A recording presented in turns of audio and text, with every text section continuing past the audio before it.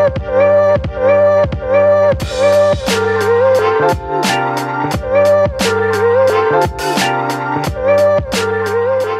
à tous et bienvenue sur la chaîne de l'Hexamone Crypto. Nous sommes le jeudi 2 janvier 2025, 13 h. On va faire le point sur le XRP qui s'est mis à décoller, ça fait plaisir. On va aussi regarder au passage la crypto-monnaie Jasmy. Allez, on s'installe confortablement et on démarre. Mais je rappelle à tout le monde que tout ce que je vais dire dans cette vidéo n'est en aucun cas un conseil financier. C'est à vous de faire vos propres recherches. Et n'oubliez pas que le trading de crypto comporte des risques de perte partielle ou majeurs. Alors on démarre avec la crypto-monnaie XRP. On avait vu effectivement hier que c'est une crypto-monnaie qui pouvait se mettre à décoller. Bon bah ça n'a pas loupé, elle a décollé. Donc ça fait quand même plutôt plaisir parce qu'on avait repéré depuis un certain temps le biseau descendant qui était ici.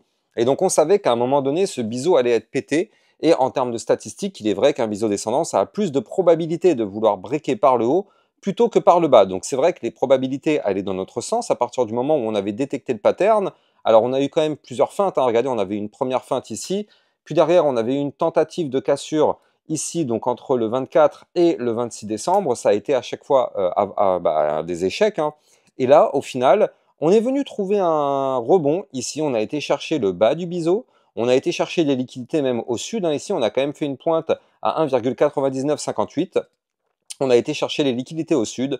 Et qu'est-ce qui s'est passé? Boum, on rebondit, on reprend de la force et on décolle. Donc là, j'ai envie de dire, pour ceux qui sont sur ma chaîne YouTube, vous avez pu profiter pleinement du mouvement parce qu'on l'avait quand même largement anticipé. Dites-moi en commentaire si vous avez réussi à dégager des profits sur le mouvement. En tout cas, on a cassé effectivement le niveau clé. Ici, souvenez-vous, il fallait qu'on break le biseau descendant par le haut. Donc on a breaké le niveau clé. Donc le niveau clé, je rappelle, c'était ici les 2,20.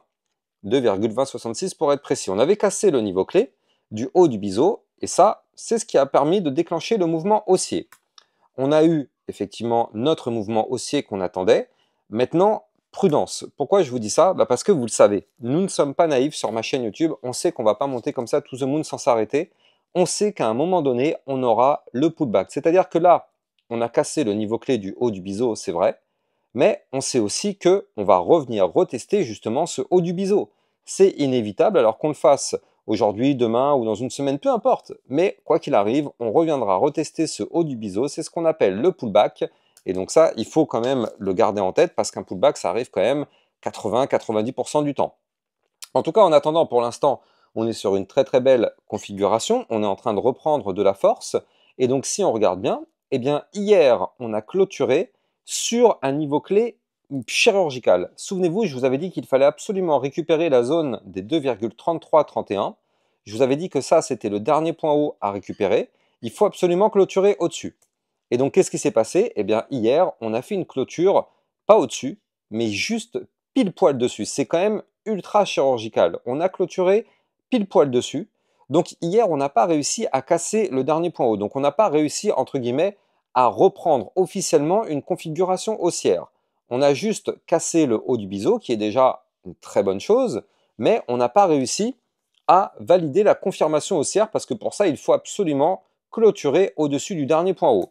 Donc là, vous allez me dire, effectivement, pour l'instant, c'est vrai qu'on est au-dessus, mais attention, comme vous pouvez le voir ici en arrière-plan, je suis en vue jour. Donc, il va falloir attendre la clôture jour pour voir si oui ou non, on clôture au-dessus du niveau clé, ce qui confirmerait la reprise haussière.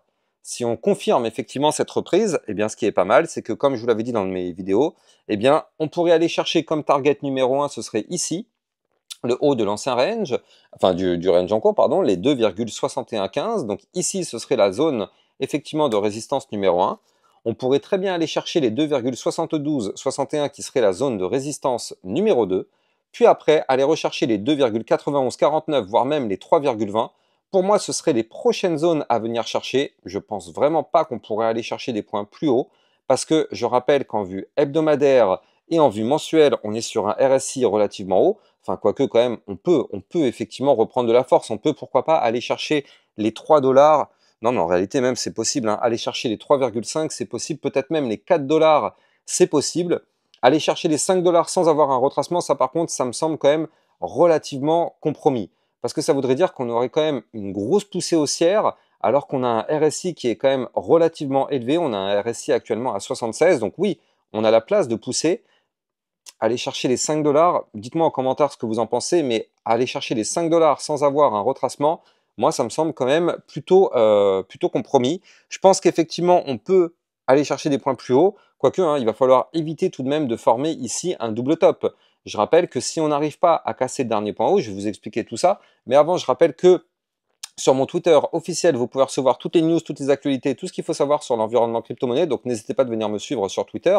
En plus de ça, hier, je vous avais mis quand même aussi une petite alerte concernant la crypto-monnaie XRP. Donc bref, n'hésitez pas de venir me suivre sur Twitter, vous avez le lien en description de vidéo. Et n'oubliez pas aussi, si vous voulez recevoir encore plus de vidéos, vous avez le club Lexa Rocket dans lequel vous allez recevoir des vidéos concernant des potentielles pépites et des vidéos de suivi régulières par rapport à toutes vos cryptos. Donc les liens sont en description de vidéo. Donc effectivement, du côté de la crypto XRP, il faut se méfier quand même à pas former ici un double top. Parce que là, si on n'arrive pas dans les prochaines semaines à breaker le niveau clé des 2,6056, faudra se méfier de ça hein, tout de même. Parce que là, on a formé ici, il faut le noter, une très belle phase haussière. On n'a pas vraiment eu un retracement prononcé. La crypto-monnaie XRP, elle a retracé en vue long terme. Quand on regarde bien, hein, on a eu un retracement. On a retracé, on a été chercher les 1,89. Mais on n'a même pas retracé de la moitié du mouvement haussier. C'est-à-dire qu'on avait eu ici un mouvement haussier, mais on n'a même pas retracé de la moitié du mouvement. On n'est pas obligé de retracer de la moitié du mouvement, mais je veux dire, on a eu quand même actuellement un tout petit retracement. Pour l'instant, en tout cas, ça suffit largement. Mais est-ce que ça va continuer de suffire? Bah ça, effectivement, on le saura si on arrive à casser le dernier point haut pour éviter de former le double top. Si on casse le dernier point haut, effectivement, là, on prendrait clairement la direction des 4 $, peut-être même, franchement, j'y crois pas trop, mais je préfère, ouais, peut-être même les 5 $. Mais par contre, si on n'arrive pas à casser le dernier point haut, attention, double top hebdomadaire sur la figure chartiste, ça pourrait nous former aussi un double top hebdomadaire RSI. Donc ouais, ça par contre, ça ferait quand même très très mal. Ça voudrait dire que la crypto-monnaie XRP pourrait nous faire, en vue long terme, un retracement pour retourner rechercher des points plus bas, notamment les 1,96 ou encore les 1,76, voire même les 1,6, avant, pourquoi pas, de repartir to the moon sur la seconde partie du bull run. Ça, c'est un scénario qu'il va falloir effectivement garder en tête. Alors, encore une fois, on n'a pas de boule de cristal, on ne peut pas savoir réellement ce qui va se passer, c'est pour ça que je vous expose tous les types de scénarios possibles. Là, on voit qu'on s'approche petit à petit du dernier point haut, donc on va voir vraiment comment on va se comporter par rapport à là. J'ai envie de dire, vous-même et moi non plus, on ne peut pas savoir si on va réussir à breaker le dernier point haut, mais si on n'arrive pas à le breaker, ouais, il va vraiment falloir se poser sur le scénario du double top, qui pourrait être effectivement assez violent.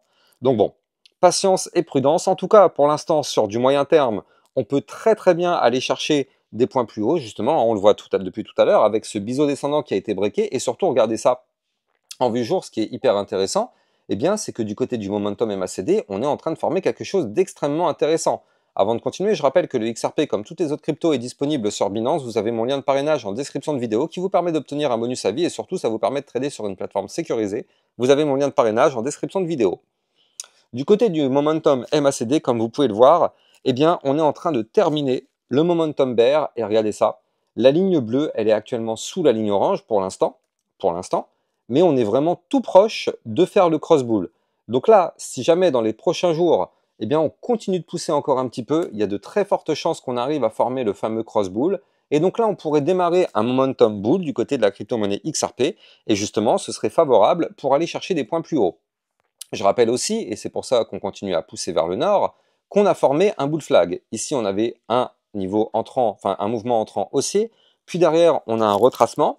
Eh bien, en général, ce type de pattern, on le sait, c'est ce qu'on appelle un bull flag, et ce type de bull flag, ça a plus tendance à vouloir breaker par le haut. Donc effectivement, on a breaké par le haut, et donc là, on a des bandes de Bollinger quand même assez resserrées.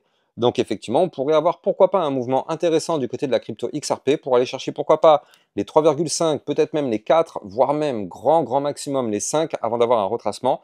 Ce serait quand même très intéressant à surveiller. On saura ça de toute façon dans les prochaines semaines. En tout cas, en attendant, je vous souhaite de passer une bonne journée. N'oubliez pas de liker, commenter, partager au maximum. Et abonnez-vous à la chaîne YouTube pour recevoir régulièrement des vidéos concernant le XRP. Excellente journée à vous, à plus tard, ciao ciao.